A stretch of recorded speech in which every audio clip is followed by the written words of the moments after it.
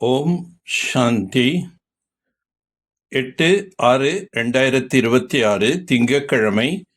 வாணி தரும் வசந்தம். இனிமையான குழந்தைகளே, இந்த முழு உலகமும் ஈஸ்வரிய குடும்பமாகும்.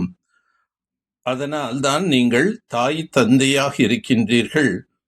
நாங்கள் உங்களுடைய குழந்தைகள் என்று மகிமை பாடுகின்றீர்கள். இப்போது நடைமுறையில் இறை குடும்பத்தினராக ஆகி உள்ளீர்கள். சங்கம யுகத்தில் சிவ தந்தையை தனது வாரிசாக ஆக்கிக் கொள்ளுங்கள்.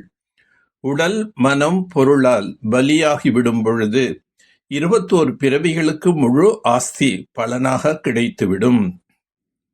எந்த குழந்தைகள் சங்கம யுகத்தில் தனது பழையவைகளை அனைத்தையும் இன்சூர் செய்கிறார்களோ அதற்கு கைமாறாக நான் 21 பிறவிகளுக்கு கொடுக்கின்றேன் என்று தந்தை கூறுகின்றார். பகவானை முழுமையாக அறியாத காரணத்தினால் மனிதர்கள் எவ்வளோ துக்கமானவர்களாக இருக்கின்றனர். பக்தி மார்க்கத்தில் எவ்வளவு கடின உழைப்பு செய்து கொண்டிருக்கின்றனர்கள். எப்போது பக்தி ஆரம்பமானதோ அப்பொழுதிருந்தே ஏமாற்றம் அடைந்து கொண்டே இருக்கின்றனர். பாரதத்தின் மகிமை மிகவும் உயர்வானது. ஏனெனில் பரமபிதா பரமாத்மாவின் ஜென்ம பூமியாகும். சொர்க்கத்தை ஸ்தாபனை செய்யக்கூடியவர் ஒரே ஒரு சிவ தந்தையாவார். தெய்வீக கண் என்றால் ஞானம் என்ற 3வது கண் காண்பிக்கின்றனர். உண்மையில் ஞானம் என்ற 3வது கண் பிராமணர்களாகிய உங்களுக்கு கிடைக்கின்றது. இச்சமயத்தில் அனைவரிடத்திலும் தேக அகங்காரம் அல்லது 5 விகாரங்கள் உள்ளன. ஆதலால் தான் கார் இருளில் இருக்கின்றார்கள். ஞான கண்மை சத்குரு கொடுத்தார். அஞ்ஞான இருள் நீங்கிவிட்டது என்று பாடுகிறார்கள். யார் பூஜைக்கு உரியவர்களாக இருந்தார்களோ அவர்களே பூஜாரியாக ஆகிவிட்டனர். பரமாத்மாவே நீங்களே பூஜைக்குரியவர், நீங்களே பூஜாரி என்று கூற முடியாது. அவர் எப்பொழுதும் பரம பூஜைக்குரியவராக உள்ளார். நிராகார இறைவனைத்தான் அனைவரும் பரமபிதா என்று கூறுகின்றனர். ஆத்மாதான் பரமாத்மா, பரமாத்மாதான் ஆத்மா என்று கூறுவதுதான் முதல் நம்பர் அஞ்ஞானமாகும். மனிதர்கள் புத்தி முற்றிலும் கீழானதாக ஆகிவிட்டது. ஸ்வர்க்கத்தையும் நரகம் என்று புரிந்து கொள்கின்றனர். அங்கும் கம்சன், ஜராசந்தி, ஹிரண்யா போன்றவர்கள் இருந்தனர் என்று கூறியுள்ளார்கள். தந்தை சங்கம யுகத்தில் வந்து இரவை பகலாக, அதாவது நரகத்தை சொர்க்கமாக ஆக்குகின்றார். ஒவ்வொரு ஆத்மாவுக்கும் அவரவர்களுக்கான சுகம் துக்கத்தின் பாகம் பதிவாகி உள்ளது.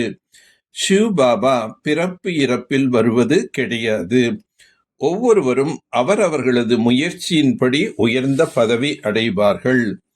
பாபா மம்மாவின் இதய சிம்மாசனத்தில் அமருவதற்கு நான் தகுதியானவனாக இருக்கின்றேனா என்று தன்னைத்தானே பாருங்கள். இப்போது ஆரோக்கியமும் செல்வமும் கிடைக்கின்றது, மகிழ்ச்சியும் கிடைக்கின்றது. ஆனால் கலியுகத்தில் ஆரோக்கியம், செல்வம், மகிழ்ச்சி எதுவும் இல்லை. காணல் நீர் போன்ற ராஜ்யம் ஆகும். பிகாரிகளைத்தான் துரியோதனன் என்று கூறப்படுகின்றது. யாருடைய புத்தி யோகம் முழுமையாக ஈடுபட்டிருக்கின்றதோ அவர்களுக்கு தாரணை என்பது ஏற்படும். அவசியம் வாழ்ந்து கொண்டே இறக்க வேண்டும். இறக்கும் தருவாயில் மனிதர்களுக்கு மந்திரங்களை கொடுப்பார்கள். நீங்கள் அனைவரும் இறக்கக்கூடியவர்கள் என்று தந்தை கூறுகின்றார். யார் நன்றாக படிப்பார்களோ அவர்கள்தான் சொர்க்கத்தின் எஜமானன் ஆவார்கள். படிக்கவில்லை எனில் பிரஜா பதவி அடைவார்கள். ஆத்மா அழிவற்றது, அதற்கு கிடைத்துள்ள பாகமும் அழிவற்றது. உங்களிடத்தில் என்னவெல்லாம் இருக்கின்றதோ நீங்கள் பலியாகிவிட்டால் ஜீவன் முக்தி கிடைக்கும். பாபா, இவை அனைத்தும் உங்களுடையது, என்னை நீங்கள் வாரிசாக ஆக்குங்கள் என்று தந்தை கூறுகின்றார். நான் உங்களுக்கு 21 பிறவிகளுக்கு வாரிசாக ஆகின்றேன். எனது வழிப்படி மட்டுமே நடங்கள். மாயை அடிக்கடி போரில் வீழ்த்தும். எச்சரிக்கையுடன் இருங்கள். எந்த விகர்மமும் செய்யக்கூடாது. ஸ்ரீமத் படி நடந்தால் சிரேஷ்டமாக ஆகுவீர்கள். ஆத்மா மற்றும் சரீரம் இரண்டையும் தூய்மையாக ஆக்குவதற்காக தேக சகிதமாக என்னவெல்லாம் இருக்கின்றதோ அதை தந்தையிடம் அர்ப்பணித்து அவருடைய ஸ்ரீமத் படி நடக்க வேண்டும். தாய் தந்தையின் இதய சிம்மாசனத்தில் அமர்வதற்கு தன்னை தகுதியானவராக ஆக்கிக் கொள்ள வேண்டும். தகுதியானவராக ஆகுவதற்கு முக்கியமான தூய்மை என்ற தாரணை செய்ய வேண்டும். இதே நேரத்தில் தான் நமக்கு நிரந்தரமாக என்னுடைய நினைவில் இருங்கள் என்ற கட்டளை பரமாத்மாவின் மூலமாக கிடைத்துள்ளது.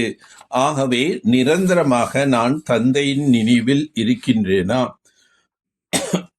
ஏதாவது கட்டளை மீறுபவராக ஆனீர்கள் என்றால் அவசியம் தண்டனை அனுபவிக்க வேண்டி வரும். அவருடைய கட்டளையாவது, எப்படி நான் கர்மம் செய்கின்றேனோ என்னை பார்த்து நீங்களும் அடியெடுத்து வையுங்கள், இல்லை என்றால் மாயிடம் அடி வாங்குவீர்கள். எந்த ஒரு மாயின் தடை துன்புறுத்தினாலும் தைரியமாக முன்னால் அடியெடுத்து வைக்க வேண்டும். அப்பொழுது தந்தையின் உதவியின் மூலமாக மாயை நீங்கிவிடும், பாதை தெளிவாகிவிடும். அப்பேற்பட்ட மகான் சௌபாகியசாலி முற்றிலும் குறைவாகத்தான் உள்ளார்கள். தங்களது விருப்பமே சம்பூர்ணம் ஆக வேண்டும். மாயை தடை ஏற்படுத்தும், ஆனால் அதன் மீது வெற்றி பெற வேண்டும். உலக அந்தஸ்தை வைத்துக் கொண்டீர்கள் என்றால் இந்த தெய்வீக உலகத்தினை சேர்ந்தவர்களாக ஆக முடியாமல் இருப்பீர்கள். இப்பொழுது நன்மையின் பொருட்டு ஈஸ்வரிய ஆலோசனை கொடுக்கப்படுகின்றது. இப்பொழுது என்ன செய்ய வேண்டும், எது சரியானது என்று தங்களது புத்தியின் மூலமாக தீர்மானிக்க வேண்டும். சங்கமயுகத்தில் அத்தீந்திரிய சுகத்தை அனுபவம் செய்பவராக இரட்டை பிராப்திக்கு அதிகாரி ஆகுக. எந்த குழந்தைகள் சங்கமயுகத்தில் அத்தீந்திரிய சுகத்தை அனுபவம் செய்வார்களோ அவர்களுக்கு சதா அமைதி, குஷி என்னும் இரட்டை பிராப்தி அடைந்தே தீரும். ஏனெனில் அத்தீந்திரிய சுகத்தில் இவ்விரண்டும் அடங்கி உள்ளது. இப்போது குழந்தைகளுக்கான உங்களிடம் உள்ள தந்தையும் ஆஸ்தியும் என்ற இரு பிராப்திகளும் முழு கல்பத்திலும் கிடைப்பதில்லை. ஆகவே இவ்விரண்டு பிராப்திகளின் அதிகாரி ஆகுங்கள். ஒருவருக்கொருவர் சம்ஸ்காரங்களை தெரிந்து கொண்டு அவர்களுடன் இணைந்து செல்வதே முன்னேற்றத்திற்கான வழியாகும். சரள சுபாவம் உடையவராக சதா மகிழ்ச்சியுடன் இருப்பார்கள். முக மலர்ச்சியே அனைவரையும் தன்வசமாக்கும். முக மலர்ச்சி என்பது அத்தீந்திரிய மனோநிலையின் அனுபவத்துடன் அத்தீந்திரிய சுகத்தில் உறைந்திருப்பது. இதுவே முக மலர்ச்சியாகும். இதற்காக பார்வையாளர் என்னும் இருக்கையில் அமர்ந்து மாயை மற்றும் இயற்கையின் பொம்மலாட்டத்தை பொழுதுபோக்கென பாருங்கள். நல்லது. ஓம் சாந்தி. ஓம் சாந்தி. ஓம் சாந்தி.